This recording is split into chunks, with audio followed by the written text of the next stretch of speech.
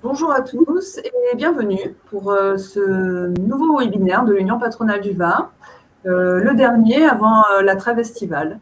Il nous a paru important, avant qu'on se quitte pour le mois d'août, de revenir vers vous pour vous parler des conséquences en matière de droit social de la fin de l'état d'urgence sanitaire, donc l'état d'urgence sanitaire qui avait été instauré par la loi du 23 mars 2020 et qui s'est donc terminé le 10 juillet 2020.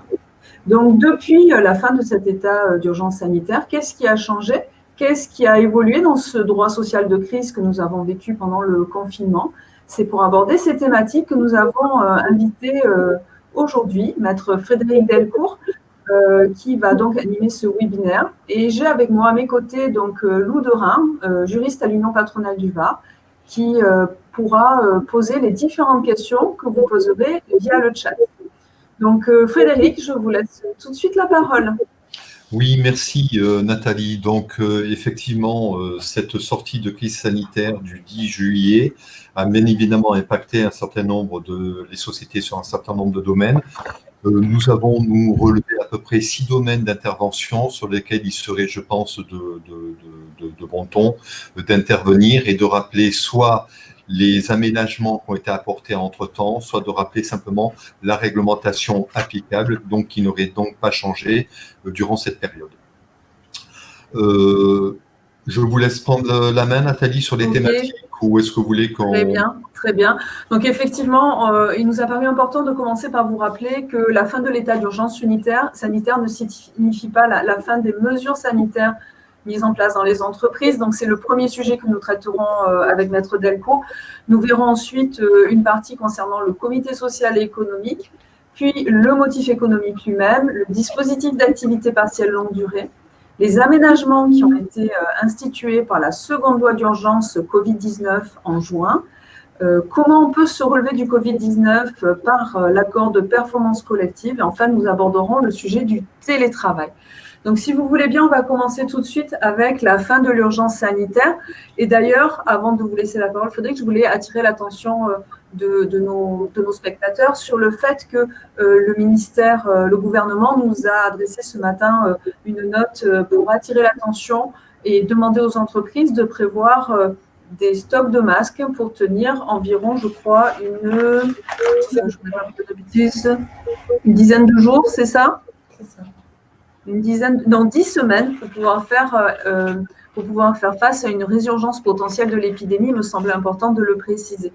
Donc effectivement, l'état d'urgence sanitaire est terminé, mais pour autant, il reste encore des obligations en matière de mesures sanitaires. Oui, Nathalie.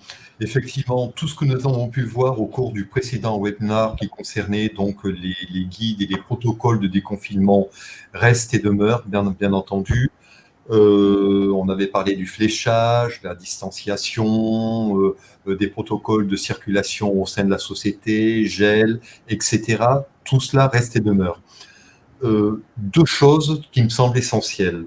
Rappeler tout l'intérêt du document unique d'évaluation des risques. On en avait beaucoup parlé la dernière fois lorsqu'on était encore en confinement, voire en cours de déconfinement.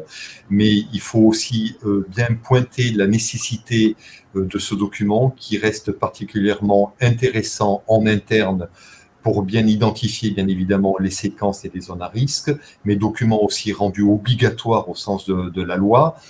Il est encore assez tôt aujourd'hui pour diagnostiquer le contentieux à venir sur la période Covid ou post-Covid, mais on peut penser que s'il devait y avoir à terme des actions en responsabilité, toute la doctrine s'accorde aujourd'hui à dire, ainsi que les praticiens, que le document unique et son absence de mise à jour ou son absence de cours pourrait être un élément, j'allais dire, fondamental pour une reconnaissance de faute inexcusable de la part de l'employeur. Donc, on rappelle la nécessité de la mise en place et de la nécessité de mettre en place ce document de façon, on va dire, très simple et adaptée à chaque cas au sein de la société. On avait aussi la dernière fois, et je confirme aussi cette tendance, que ce document unique d'évaluation des risques doit être associé dans sa mise en place aux représentants du personnel, ou CSE, bien évidemment, s'ils sont là. Alors, récemment, et les journaux en ont parlé, le tribunal judiciaire, dans la forme des référés à Lyon, a considéré que ce document unique pouvait être mis en place en dehors de toute collaboration des instances représentatives du personnel.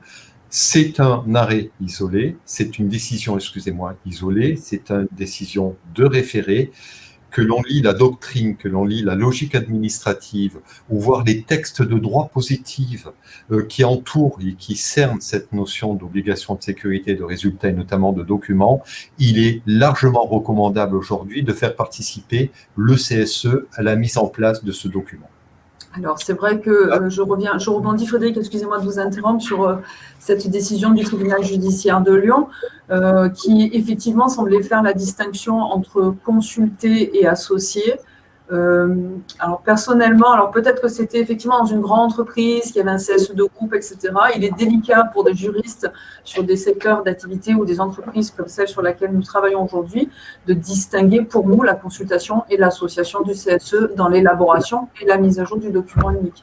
Et effectivement, à partir du moment où on consulte le CSE, c'est vrai que la consultation information, il y a une petite différence de degré, mais je pense que lorsqu'on parle de nos PME, on tire vraiment vers le sophisme.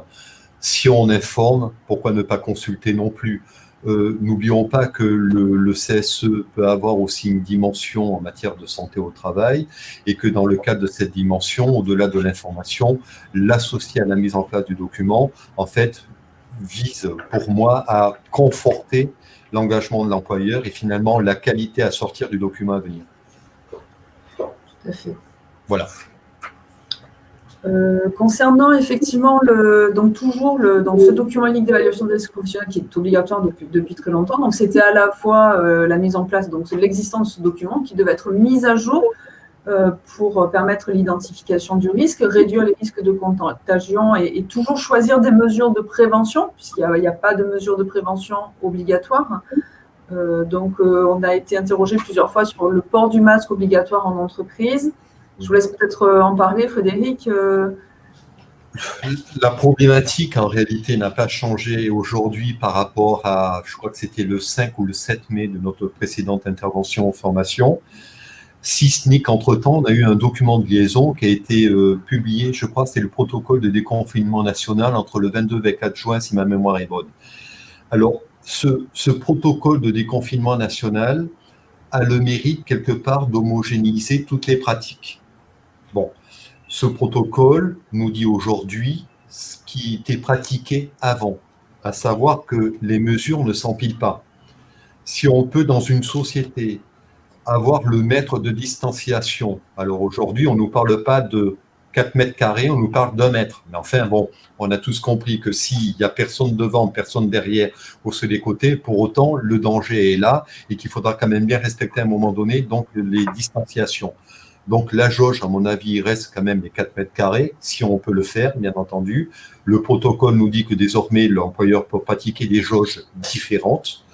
Mais si on ne peut pas avoir toutes ces mesures de distanciation, bien évidemment, véritablement respectées, c'est là que la notion de masque peut rentrer en ligne de compte. Donc, comme vous l'avez dit, le masque n'est pas obligatoire à partir du moment où les mesures de distanciation sont elles-mêmes respectées, mais à partir du moment où ces mesures ne peuvent pas l'être, et que même si l'employeur met une jauge qui n'est pas la jauge d'1 mètre, je pense que le masque peut retrouver tout son empire, notamment lorsqu'on accueille de la clientèle. Tout à fait. Alors peut-être aussi, j'en profite parce qu'il fait chaud ces jours-ci, peut-être rappeler aussi aux personnes qui nous suivent que le ministère du Travail a publié une fiche en juin sur son site concernant notamment tout ce qui concerne la ventilation et les climatisations, où là aussi nous commençons à avoir quelques questions au service juridique sur est-ce que je peux allumer la climatisation, est-ce que je peux mettre la ventilation, etc. Donc je vous invite vraiment à prendre connaissance de cette note que nous allons d'ailleurs bientôt partager sur le site upe.org. Alors Frédéric, pour clore cette partie sur les mesures sanitaires, peut-être un point spécifique qui est, j'ai un salarié qui est contaminé, quelles mesures dois-je prendre ? Confère protocole, c'est-à-dire que s'il est contaminé ou s'il présente des éléments, on va dire, de contamination, donc c'est tout de suite, bien évidemment, l'isoler, appeler son médecin traitant pour que celui-ci se mette en rapport avec son médecin traitant, puisqu'il va y avoir une discussion qui doit quand même s'instaurer entre le médecin traitant et la personne contaminée, parce que nous n'avons que des signes, nous avons des éléments dits de faisceau, mais nous n'avons pas la garantie qu'il puisse s'agir finalement d'une contamination. On isole, on obtient le numéro de téléphone de son médecin traitant, il rentre en ligne avec son médecin traitant, et ensuite, bien sûr, la personne doit bien évidemment sortir du lieu de travail, alors soit un raccompagnement à son domicile, soit bien évidemment appeler un taxi, bref, on doit le déconfiner, le ramener chez lui, et quitte à ce que cette personne ensuite, donc notre salarié, mette en mesure à son domicile tout le protocole qui le concernera sur le plan du Covid. Donc c'est une mesure quelque part non pas de prise de température, mais de questionnement entre lui et son médecin traitant. C'est le référencement du protocole de déconfinement national qu'il préconise aussi.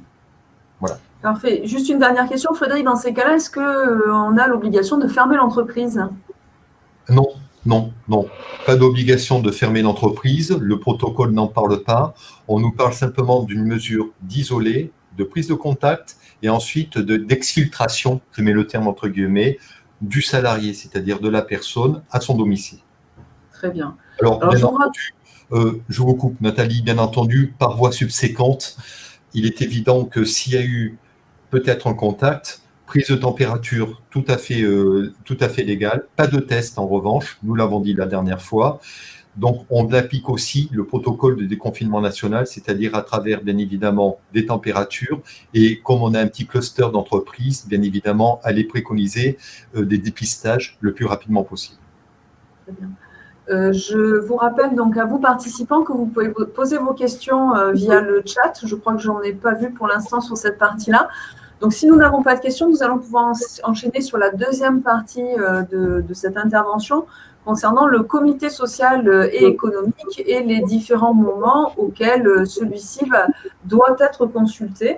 Donc, tout d'abord, je suppose, on l'a vu tout à l'heure avec le jugement du tribunal judiciaire de Lyon, sur les différentes étapes de la reprise d'activité, c'est ça? Oui, voilà. Donc, en fait, on reste toujours un peu dans l'expectative concernant le document unique d'évaluation des risques, parce qu'effectivement, le tribunal judiciaire de Lyon, excusez-moi, concernait le document à proprement parler, mais de façon beaucoup plus large, sur le protocole de reprise d'activité, effectivement, là, on en est sûr, le CSE doit être consulté, voire associé, mais consulté sur les étapes de déconfinement et de reprise d'activité.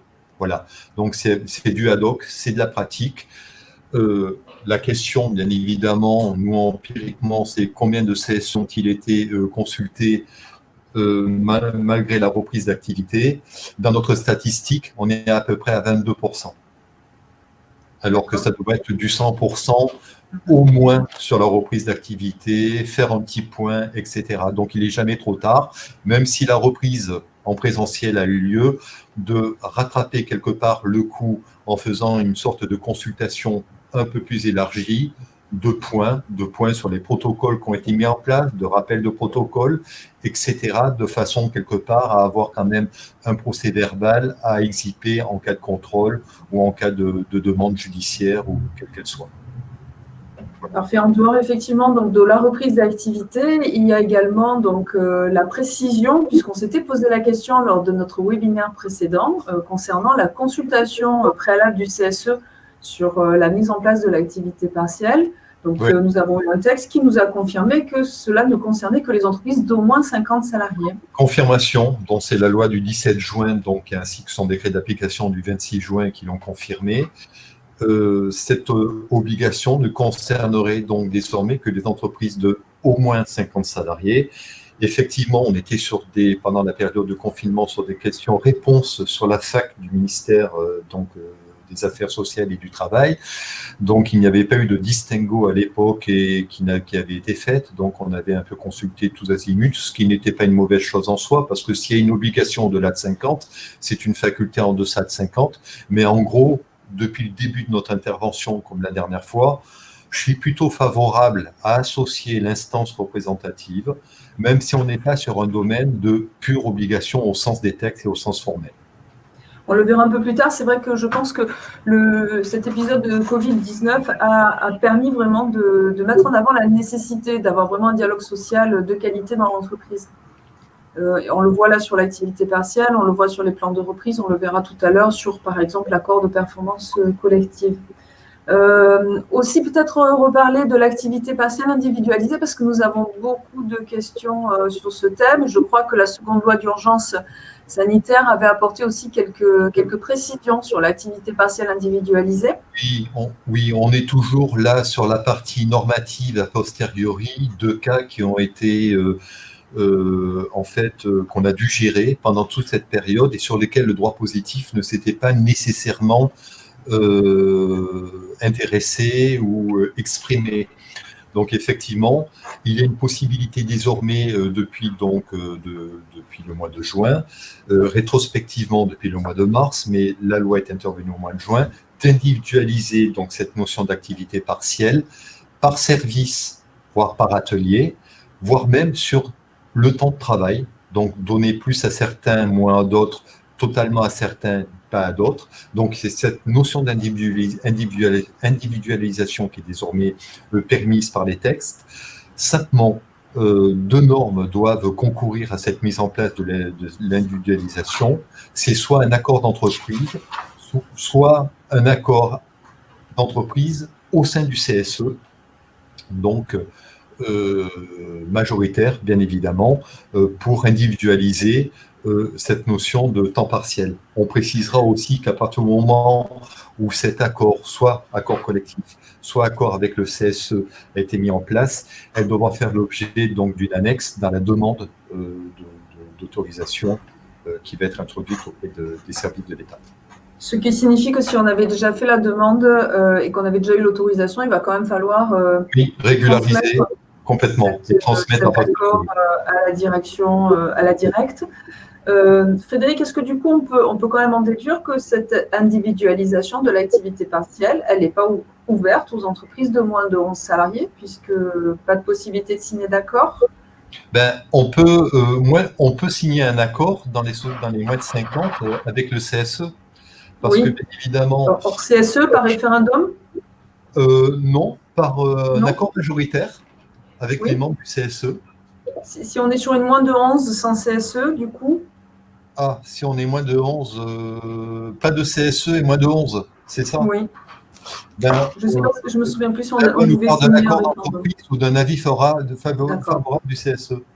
Donc, on peut faire un accord d'entreprise, soumettre par référendum aux salariés, comme la négociation d'accord d'entreprise dans les moins de 11. En fait, on est sur les niveaux étagés prévus par les lois Macron de septembre et octobre 2017.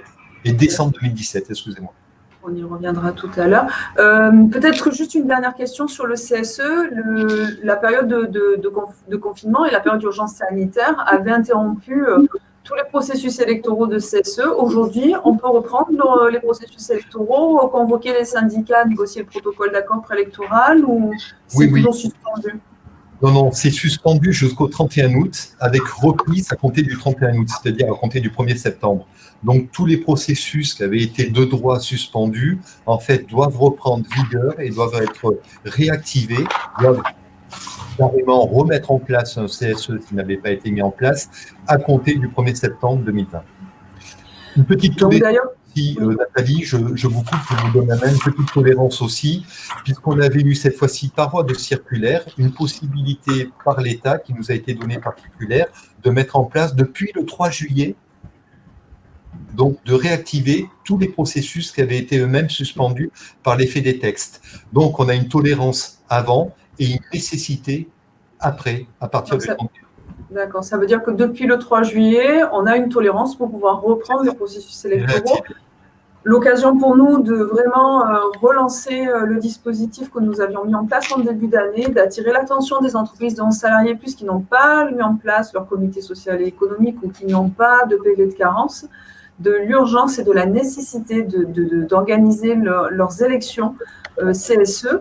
Et vous trouverez pour ça une webconférence que nous avons animée, il me semble que c'était début mars, avec la directe sur ce sujet. Elle est disponible sur YouTube, donc n'hésitez pas à aller la chercher. Nathalie, Oui, je vous coupe une petite précision sur la mise en place du temps partiel, de l'activité partielle individualisée.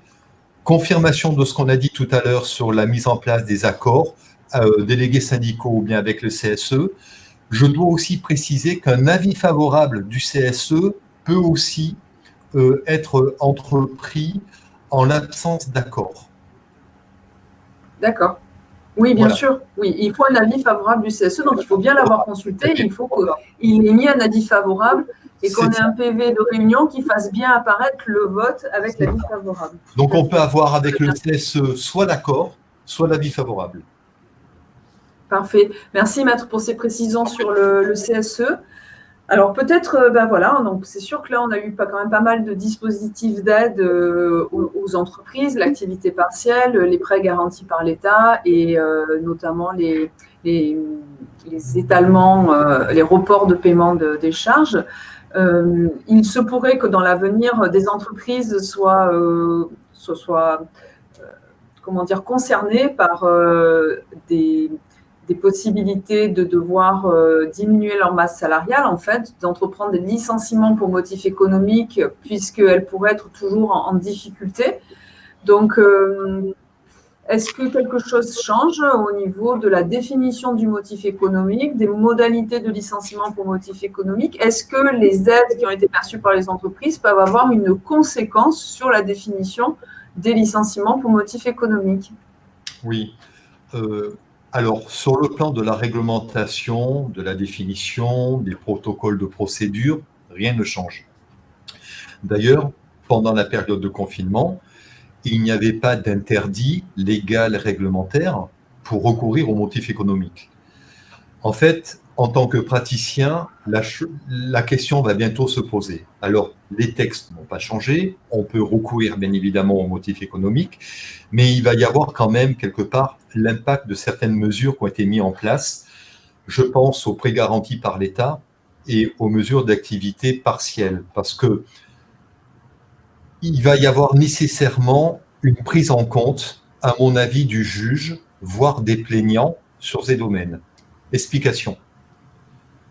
On a eu des remontées d'informations sur des plans garantis par l'État de la part d'établissements financiers qui corrélaient leur aide aux sauvegardes d'emploi ou de poste. C'est écrit, ce n'est pas dans des documents sociaux, cela apparaît dans des documents à portée commerciale.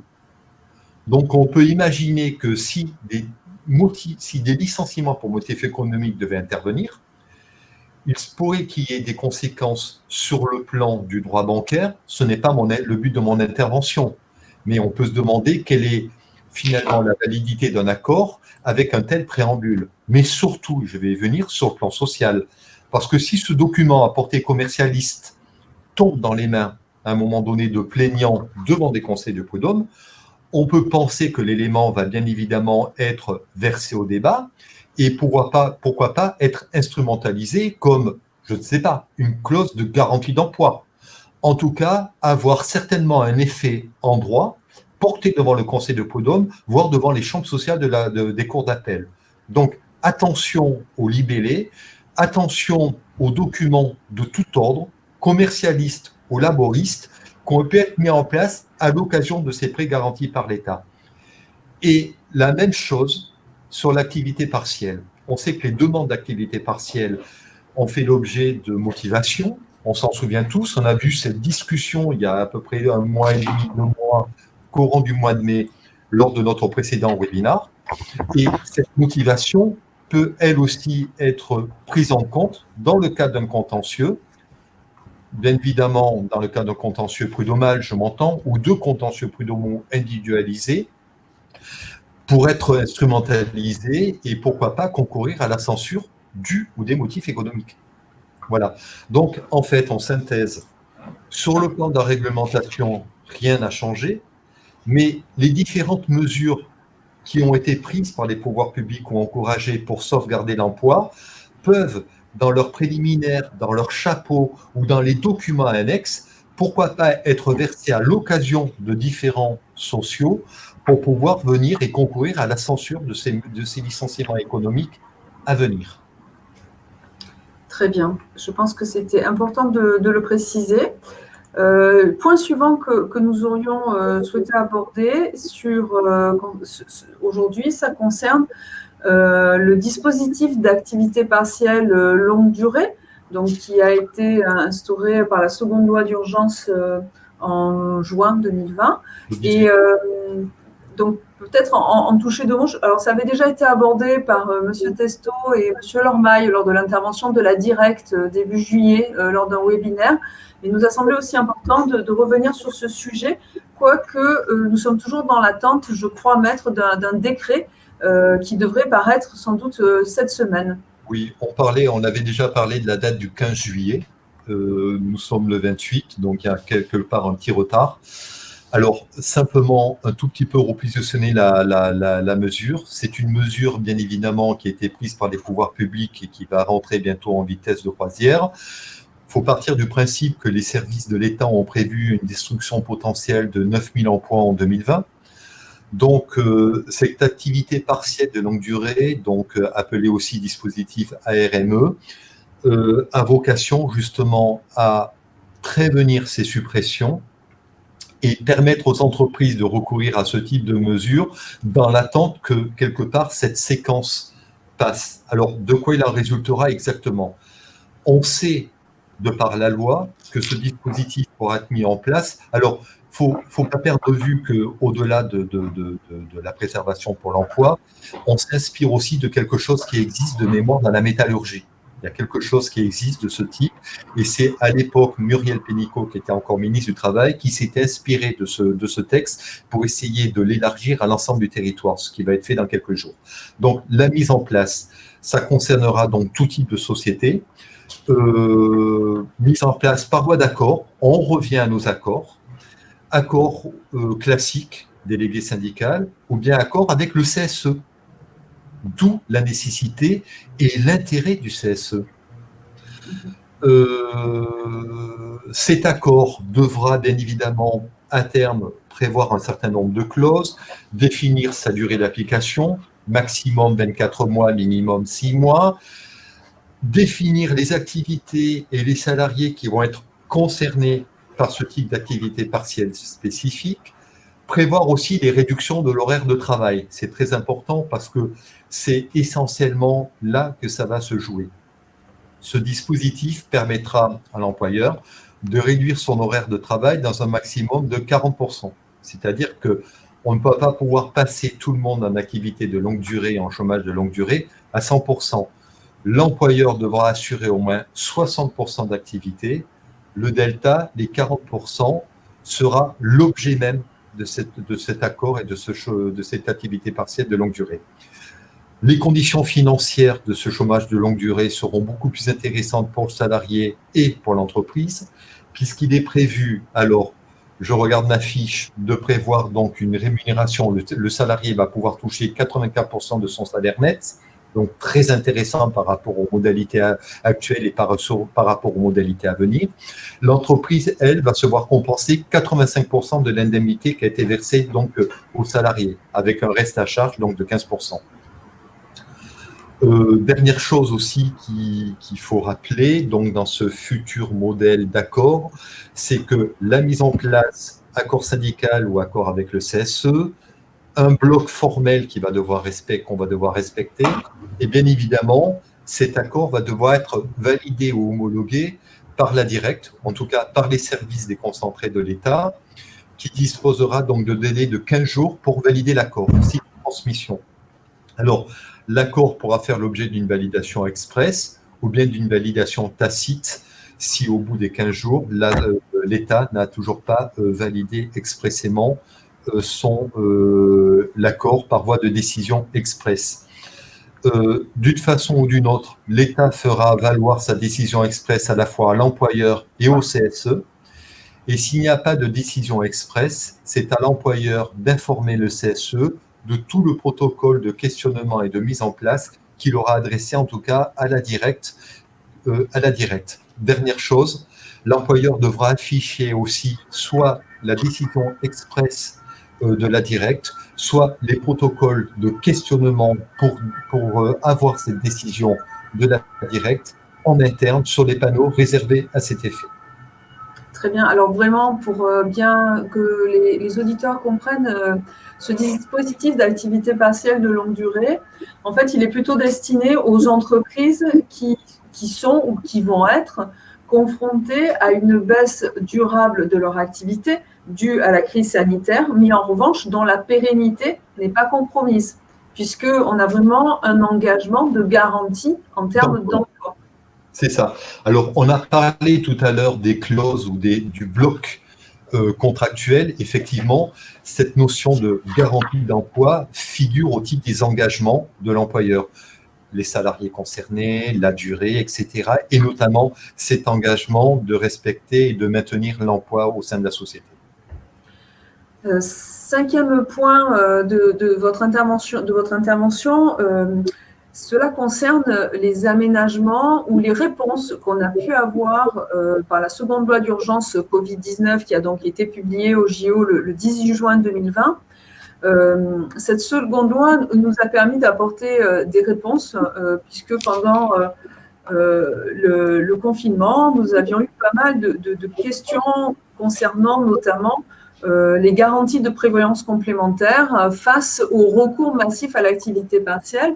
Donc, des questions sur le maintien des garanties, des questions sur l'assiette du financement des garanties, mais aussi des questions concernant l'acquisition des droits à la retraite. Donc, je crois que vous vouliez nous parler de cette loi qui apporte des réponses sur ces questions-là. Oui, elles apportent des questions sous forme de sécurisation, Nathalie. Effectivement, on s'était posé la question pendant ces périodes d'activité partielle, donc passé, mais peut-être à venir, quel était le sort finalement des salariés à l'égard notamment des garanties collectives de protection sociale complémentaire. Il y avait une véritable inconnue qui avait vu le jour. Donc la loi d'urgence, la seconde, confirme bien que du 12 mars, donc initialement, début d'état d'urgence sanitaire, jusqu'au 31 décembre 2020, les employeurs donc doivent maintenir pour les salariés en activité partielle les garanties collectives de protection sociale complémentaire d'entreprise. Autrement dit, tout ce qui est garantie de santé, prévoyance, inaptitude, invalidité.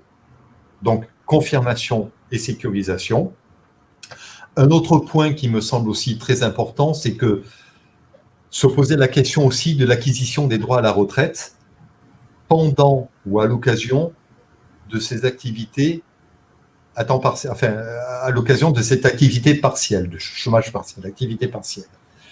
Là aussi, expectative, la loi a tranché et elle confirme que ces périodes sont prises en charge et rentreront dans le calcul des droits retraite, avec certes des formules un peu techniques, mais le principe, c'est que ces périodes d'activité partielle rentrent dans le calcul des droits et ne sont donc pas gelées ou neutralisées. On va, je crois, devoir reconstituer à minima en tenant compte de l'indemnité brute d'activité partielle. C'est exactement ça. Voilà. C'est ce fameux prisme technique, un peu compliqué, mais qui seront beaucoup moins pour nos amis experts comptables, qui permet donc de passer de cette absence de neutralité et de recomposer ces droits à retraite à travers ce prisme technique d'équivalence et de l'indemnité effectivement versée aux salariés. Alors, je crois qu'en matière de prévoyance complémentaire, il y a également des délais, des reports de paiement qui sont prévus. Oui, des reports de paiement. Alors là, je ne suis pas rentré trop dans le vif du sujet sur ma praxis, mais là aussi des reports de paiement. On a parlé de la règle d'assiette des cotisations d'été des prestations, comme vous l'avez évoqué tout à l'heure aussi. Donc, une règle d'assiette de contribution de primes et prestations de prévoyance complémentaire pour les salariés en activité partielle. Donc, l'indemnité brute qui est calculée, effectivement perçue par le salarié, est calculée sur cette base. Voilà les... Je crois qu'à compter du 15 juillet, les employeurs et les salariés ne pourront pas se voir, les reports ne pourront pas les conduire à payer ou précompter simultanément plus de 2 échéances. Hein, voilà. Donc ça, c'était pour la partie des garanties de prévoyance complémentaire. Il y avait quand même beaucoup de questions qui se posaient aussi en termes d'acquisition de droits à la retraite alors que l'entreprise ou le salarié a été placé en activité partielle. Donc là aussi, la loi répond sur cette partie, je crois, en prévoyant à titre exceptionnel la prise en compte des périodes d'activité partielle connues pour ouvrir leur droit à la retraite de base. En fait, c'est les deux points, à mon avis, qui sont essentiels. C'est le maintien des garanties prévoyance, complémentaires, frais de santé, et l'absence de neutralisation, ou bien dit autrement, la prise en compte des périodes d'activité partielle au titre des droits acquis à la retraite. Ce sont pour moi les deux principaux acquis par rapport aux questions qu'on s'était posées pendant cette période d'activité et aux réponses qu'on a vues à travers les facs ministériels. Très bien, merci beaucoup Frédéric. Je vois que nous n'avons pas beaucoup de questions. Une petite question peut-être que je peux poser à Maître Delcourt. Allez-y, Lou. C'était dans le cadre d'une personne qui réside avec une personne qualifiée de vulnérable. L'entreprise souhaite savoir jusqu'à quand cette personne peut bénéficier du dispositif de l'activité partielle. Alors, on a une réponse qui est très récente. Alors, la loi nous disait au plus tard 31 décembre 2020. Et récemment, c'est un décret qui est venu nous apporter une précision. Jusqu'au 31 août 2020, la question ne se pose pas. C'est-à-dire que ces personnes qui bénéficiaient avant d'arrêt dérogatoire, désormais depuis le 1er mai d'activité partielle, continueront de bénéficier de ce régime jusqu'au 31 août 2020. Il se pourrait, alors en fonction bien évidemment des événements sanitaires à venir ou pas, que ce terme soit coulissé au plus tard jusqu'au 31 décembre. C'est-à-dire qu'on a une date repère 31 août, mais en fonction des événements, bien évidemment, les pouvoirs publics vont pouvoir coulisser ce repère éventuellement jusqu'au 31 décembre 2020. Premier repère, 31 août 2020. D'accord. Ok, merci. Peut-être aussi, Lou, quelques questions que nous avons eues récemment concernant les calculs de certaines indemnités. Oui, d'abord une question sur toujours les arrêts personnes vulnérables et garde d'enfants, notamment sur l'acquisition des congés payés pendant ces arrêts dérogatoires, justement. Qu'en est-il?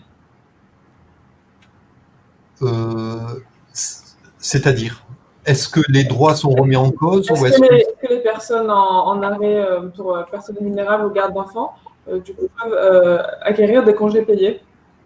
En fait, est-ce que c'est assimilé à du temps de travail effectif pour l'acquisition de congés payés? Alors, très bonne question. Moi, ma tendance serait plutôt de dire, voyons ce que nous disent les accords collectifs ou voyons les mesures dérogatoires, mais textuellement, il n'y a pas d'assimilation. Il n'y a pas d'assimilation. Donc, est-ce qu'on aura, tout comme là, on vient de voir il y a quelques minutes, pour la retraite et les périodes complémentaires, est-ce qu'on va avoir une loi de sécurisation, un texte de sécurisation qui va rétrospectivement nous assurer totalement ou pas une prise en charge ou une assimilation? Mais à l'heure là où je parle, je n'ai pas d'assimilation légale ou conventionnelle dans le cadre d'un accord annuel, d'un accord national interprofessionnel à pouvoir exciper. Donc, il n'y a pas d'assimilation pour l'instant aussi bien normative, légale, réglementaire que conventionnelle. D'accord. Donc, je dirais non, pour l'instant. Ok. Et après, effectivement, deux petites questions. Tout d'abord, première question, est-il possible de conclure une rupture conventionnelle avec un salarié qui est actuellement placé en activité partielle? Aucune interdiction. Donc, possible. En fait, le raisonnement est, comme je viens de le dire juste à l'instant, pour les périodes assimilées ou pas à le Covid, à des congés payés, il n'y a pas de texte. Donc, s'il n'y a pas de texte, il n'y a pas d'interdiction. Donc, s'il n'y a pas d'interdiction, il y a une autorisation. Et de surcroît, à partir du moment où on peut rompre des contrats de personnes dont les contrats sont suspendus pour fête datée ou de congé maternité, ce sont quand même des périodes ou des salariés qui sont quand même protégés au sens des textes et des périodes très protégées, a fortiori dans le cadre d'une activité partielle pour un salarié dont le contrat est suspendu dans le cadre de cette activité. Donc oui, bien entendu. Et dernière question, comment calculer l'indemnité de licenciement lorsque le salarié a été placé en activité partielle, justement? Très bonne question. Très bonne question. Je n'ai pas là aussi de texte de droit positif, mais empiriquement, je pense qu'on peut répondre. si l'activité partielle aujourd'hui, si ce salarié a repris son activité partielle, on pourrait s'inspirer des périodes de maladie lorsqu'on calcule une indemnité de licenciement et revenir dans les 3 mois ou 12 mois qui précédaient la suspension du contrat. Si la personne est toujours là en activité partielle, on peut aussi prendre une seconde option, c'est reconstituer son activité comme si la personne avait travaillé, fictivement, je dirais, et calculer son indemnité de licenciement 3 ou 12 derniers mois. Donc, concrètement, si aujourd'hui la personne n'est plus en activité partielle, on peut, à l'instar de ce qu'il fait en maladie, reprendre les 12 derniers mois qui précédaient son activité partielle. Si on va être en présence d'une activité partielle qui se prolonge, soit on applique cette méthode, soit on reconstitue simplement ses salaires à l'heure où on parle. Ce qui revient au même, à la fin. Puisque avant sa période d'activité partielle, il travaillait pleinement. S'il est en activité partielle et qu'on reconstitue son salaire, c'est comme si on faisait en sorte qu'il travaille. Donc finalement, ça revient au même. Il n'y a pas de réponse expresse de droit positif. Donc on est un peu sur l'empirisme organisateur. Si la personne a cessé, on peut prendre les 3 ou 12 derniers mois avant son activité. Si elle est en continu en activité partielle, écoutez, soit cette option numéro 1, soit on reconstitue ses salaires comme si de rien n'était. D'accord. Merci. La question se posera, mais c'est vrai qu'en faisant comme ça, on ne prendra pas trop de risques. Peut-être juste avant d'enchaîner sur l'accord de performance collective et le télétravail, j'ai vu que nous avions une question concernant les modalités de contrôle de la directe sur l'activité partielle. Je pensais peut-être vous laisser répondre Frédéric et Lou, puisque c'est Lou qui a animé le webinaire avec la directe sur les contrôles de la directe sur l'activité partielle. Donc peut-être vous laisser répondre et préciser à notre participant que nous avons un webinaire en ligne, justement, puisqu'on a filmé ce webinaire avec Alain Testo et Thomas Lormaille, où ils ont précisé les modalités selon lesquelles les contrôles allaient s'effectuer. Mais peut-être un premier début de réponse, Frédéric et Lou. Je vais laisser parler Lou en premier, c'est normal. Ce qu'avait dit M. Testo, c'est notamment que voilà, la directe allait avoir accès à tous les documents, tous les accès informatiques, et notamment aussi beaucoup axé sur les fiches de temps, et regarder aussi les versements qui avaient été faits à l'entreprise, et regarder si l'entreprise avait une activité avant cette période de confinement, parce qu'a priori, de nombreuses entreprises ont été créées juste avant de se placer en activité partielle, justement. Oui. Voilà, alors, c'est de profiter du système. Et du coup, les fraudeurs sont démasqués. En complément de Lou, en parfait complément, tout document, mais n'oublions pas tout le système informatique. Droit d'accès au système informatique. Imaginons un cabinet conseil, expert comptable, qui pendant la période Covid a mis son personnel en activité partielle, alors qu'on est censé être en pleine période fiscale. Là, je peux vous dire que ça fait partie des professions qui sont dans la ligne de mire de la directe et de l'URSSAF. Ce qui va être déterminant, c'est l'outil informatique. Tout à fait. Notamment sur les cumuls activité partielle et télétravail. Bien évidemment. Avec sanction rétrocession, plus majoration, plus suppression des abattements, loi Fillon, etc., etc. Tout à fait. Et donc, peut-être inviter le participant qui nous a posé la question. Si vous souhaitez que nous vous envoyions le lien vers le webinaire avec la directe, n'hésitez pas à nous adresser un mail à juridique@upv.org pour que nous puissions vous envoyer le lien qui vous dirigera vers ce webinaire. Donc, 2 thématiques qui nous restent à aborder. La première thématique, c'est qu'effectivement, on vient de traverser une période qui a quand même été assez difficile. Et un des outils qui nous semblait intéressant à présenter pour se relever du Covid-19 ou de la Covid-19, parce que le et l'oula, moi je ne me suis pas encore trop habituée au terme, c'est l'accord de performance collective. L'accord de performance collective, ça fait partie des créations des ordonnances Macron en septembre 2017. C'est déjà 2017, waouh. Donc, du coup, il nous a semblé intéressant que Maître Delcourt puisse nous présenter, nous rappeler ce que sont les accords de performance collective, à quoi ça sert, avec qui on les négocie, comment ça fonctionne, parce que ça nous semble être un des outils à mobiliser dans le cadre de la suite, de comment l'entreprise assume la suite du Covid. Oui, alors effectivement, on va avoir un double effet.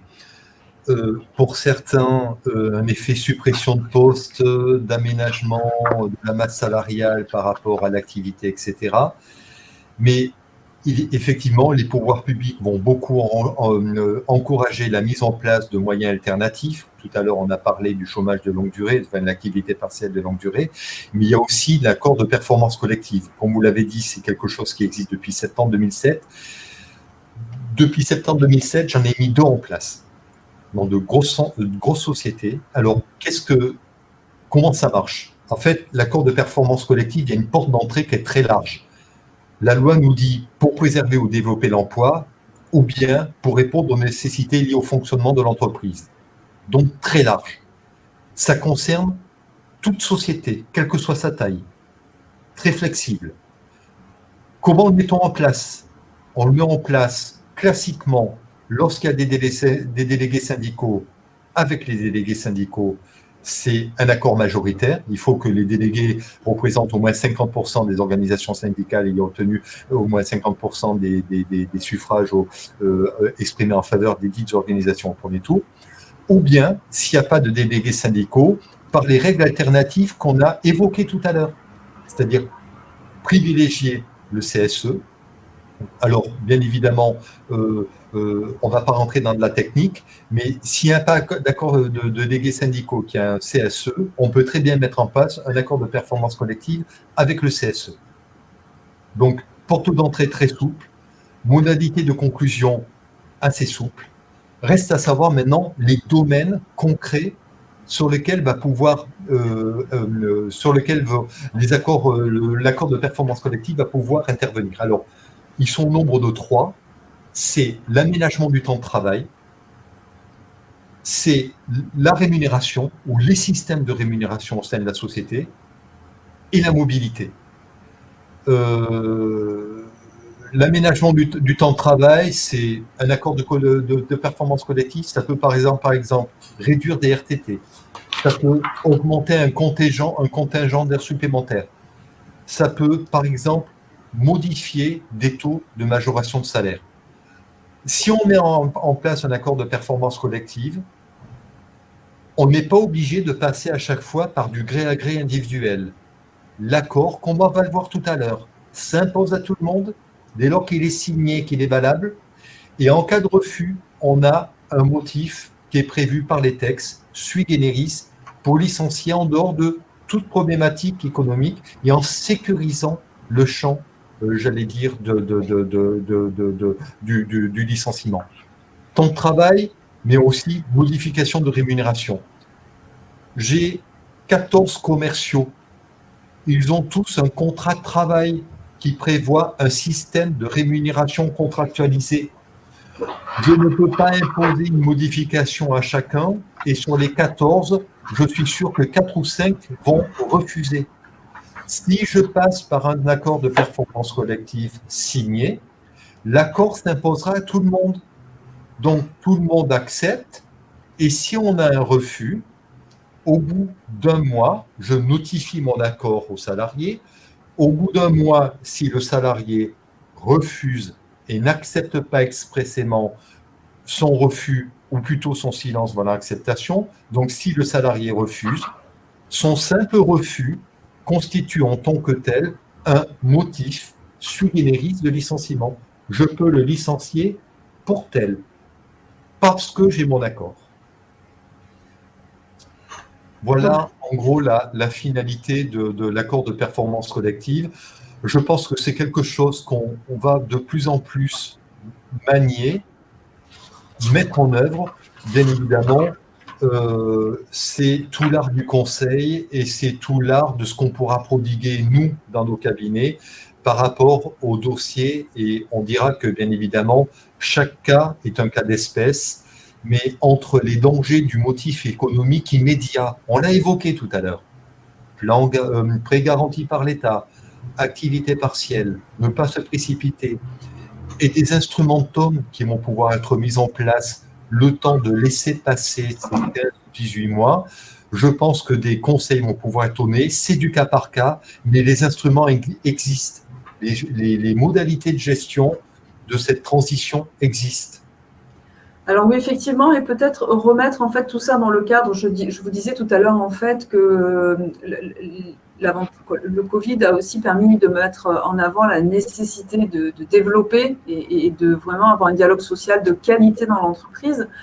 Et on se retrouve aujourd'hui face à beaucoup utiliser, à être plus dans une phase d'utilisation d'outils qui ont été créés par les ordonnances Macron en septembre 2017 et qui étaient ces ordonnances qui avaient pour vocation à vraiment remettre le dialogue social au sein de l'entreprise et de permettre en fait aux entreprises de négocier des accords qui soient plus adaptés à leur fonctionnement. Et en fait, on remet donc le dialogue social au niveau de l'entreprise.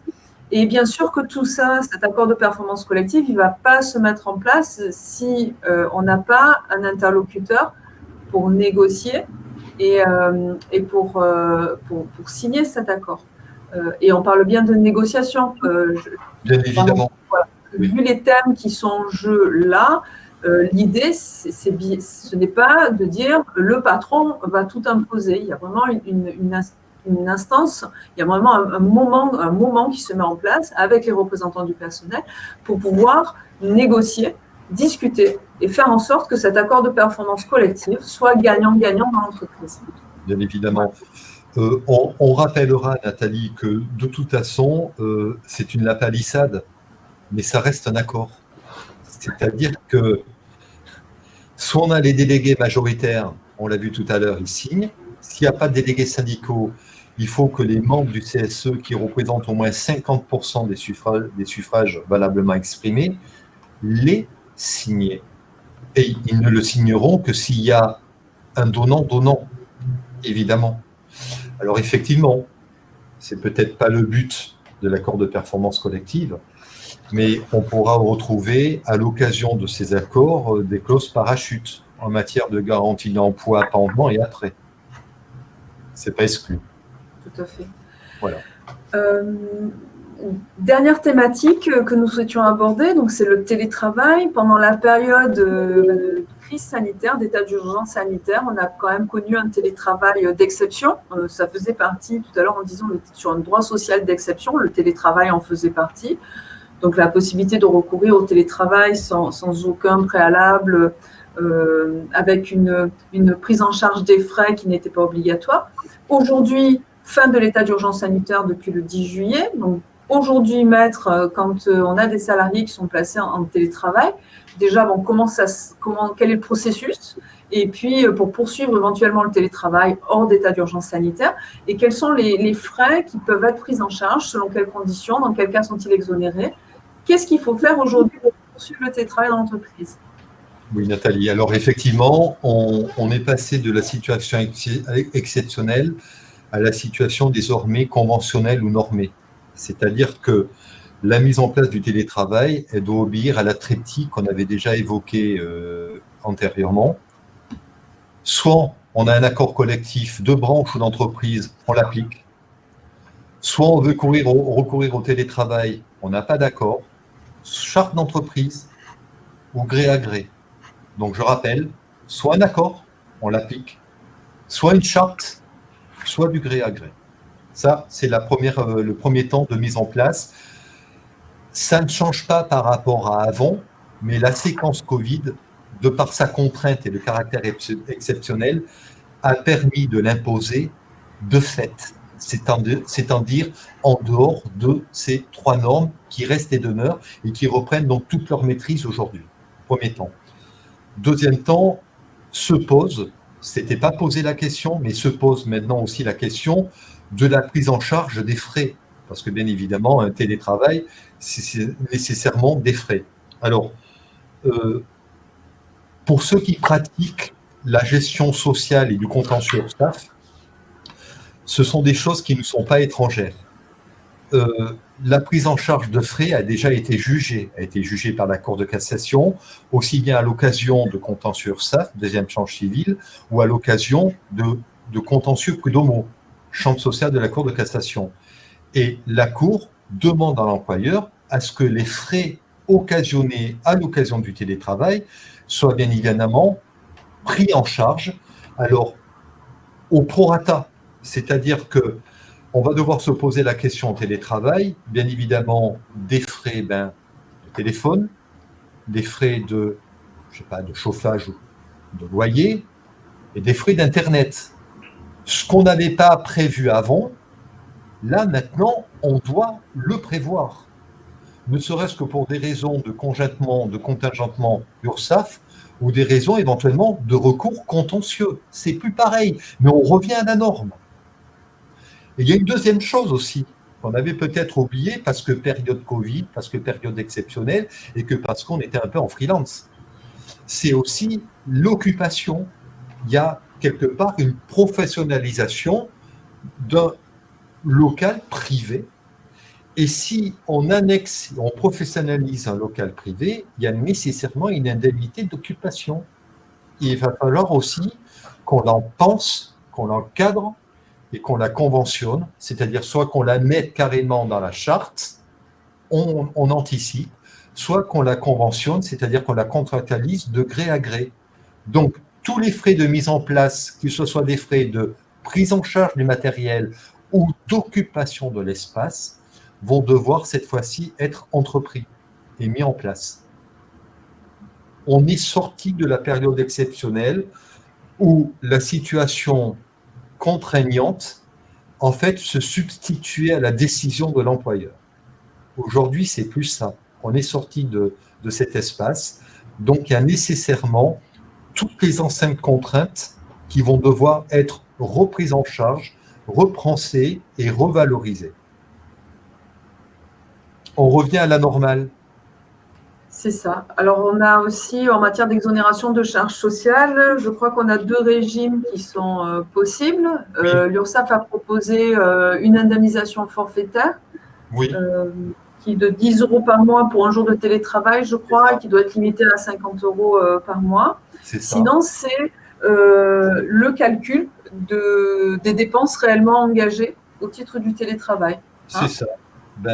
Ici comme ailleurs, en matière de contrôle URSSAF, le forfait avec présomption de bonne utilisation, c'est les niveaux que vous avez évoqués, Nathalie, 10 € par mois pour un jour, 10 € par mois pour un jour de travail par semaine, 20 € pour 2 jours, et ainsi de suite, ou bien au réel. Alors le réel pourrait être peut-être des fois plus juste, en fonction véritablement du niveau de dépenses occasionné à l'occasion du télétravail. Ce qui compte, c'est que si on est au réel, c'est de mettre en place une cote qui soit bien taillée, soit dans la charte, l'accord l'aurait prévu. Si l'accord n'existe pas dans notre charte, c'est-à-dire dans le document unilatéral qui va être mis en place par l'employeur, ou bien dans le gré à gré au niveau individuel. Ça, c'est pour les frais annexes, matériel, etc., électricité, Internet, et idem pour l'indemnité d'occupation. N'oublions pas. Et donc, en fait, ça va nous permettre de boucler la boucle avec notre premier sujet de tout à l'heure, puisque n'oubliez pas vos salariés en télétravail quand vous réalisez ou que vous mettez à jour votre document unique d'évaluation des risques professionnels. Bien évidemment, bien évidemment. Ça fait partie des séquences, qu'elles soient temporaires ou permanentes. C'est un poste qui est quelque part externe à la communauté de travail classique que constitue la société, mais c'est un poste et en tant que tel, il doit figurer sur le document unique dans sa séquence de dangerosité, identifier les séquences de dangerosité et les actions de correction susceptibles d'être mises en place. Très bien. Eh bien, voilà, ça fait 1 heure que nous sommes ensemble. Nous avons tenu le timing qui était prévu. Je vous remercie, Maître Delcourt, pour cette brillante intervention qui, je pense, aura permis de quand même faire un petit point sur tout ce qui a changé depuis le 10 juillet. Merci beaucoup. Merci à Lou pour son intervention sur les questions qu'on reçoit aujourd'hui au service juridique de l'Union patronale du Var. L'occasion pour moi de vous rappeler que le service juridique de l'Union patronale du Var est ouvert tout le mois d'août, consultable par mail à juridique@upv.org. Trêve estivale, il y aura plus de webinaires au cours du mois d'août. Nous vous retrouverons au mois de septembre. Quelques dates importantes, notamment une en septembre, si tant est que les conditions sanitaires n'aient pas changé. C'est VarUp, qui se déroulera le 24 septembre au Palais de Neptune, sur la thématique de la qualité de vie au travail. Autre information importante, l'UPV est en train de renouveler son top 500, donc le palmarès des entreprises varoises par chiffre d'affaires. Vous avez dû recevoir le questionnaire à nous renvoyer. Si vous ne l'avez pas reçu, n'hésitez pas à nous adresser un mail. J'ai perdu l'adresse à guide500, donc 500, 500, donc guide500 @upv.org. Eh bien voilà, bel été à tous et on se retrouve au mois de septembre. Merci Frédéric, merci Lou. Au revoir. Merci Nathalie. Merci.